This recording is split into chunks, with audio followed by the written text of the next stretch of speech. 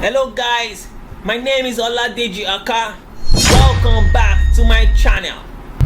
Today I am going to be talking about solubility, solute, solvent and solution. In this tutorial video, we will discuss how substances dissolve.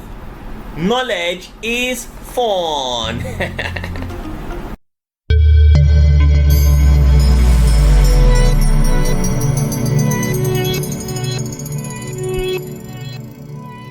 What is solubility? Have you ever poured sugar into your tea and stirred it up?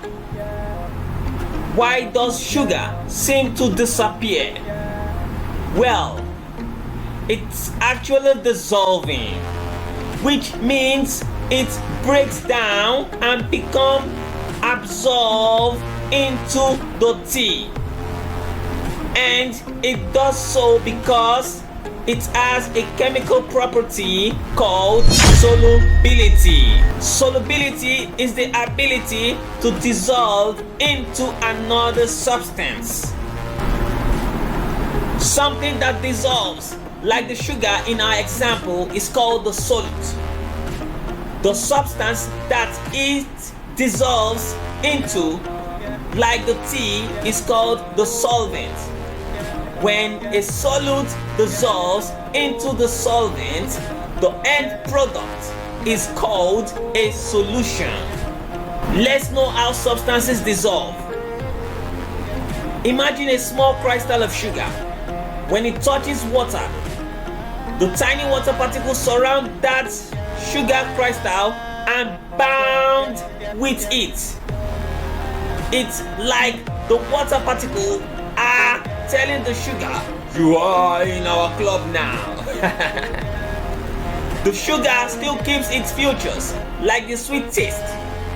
But because the sugar's bonds were loose, these bonds have been broken apart by the water particles, and the sugar becomes bounded to the liquid water.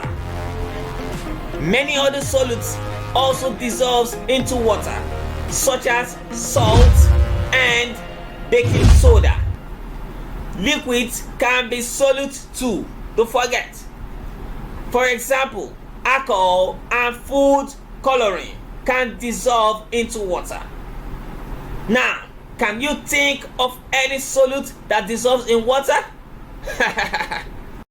Now don't forget, solubility has levels, okay? So we're going to discuss it very well now. Okay, all right. Now, sometimes the tiny particles of a substance are held together very tightly, making it hard for another substance to break the substance bonds and form a new bond.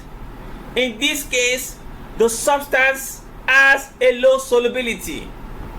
Can you think of something that doesn't dissolve in water? Consider sand. For instance, a particle of sand is held together very tightly. Water particles do not have enough energy to break down the sand particle.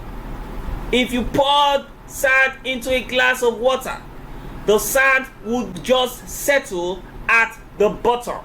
Sand and water is actually a mixture. Sand does not mix in water, which makes the sand insoluble in water. Alright guys, thank you very much. I hope you got value in this tutorial video. Okay, I want you to do well to share the video to your friends and family, and subscribe to this channel. Turn on the bell notification, so once I make another video, you'll be among the first person to get it. Alright, thank you very much. I'll see you in my next video. Bye bye.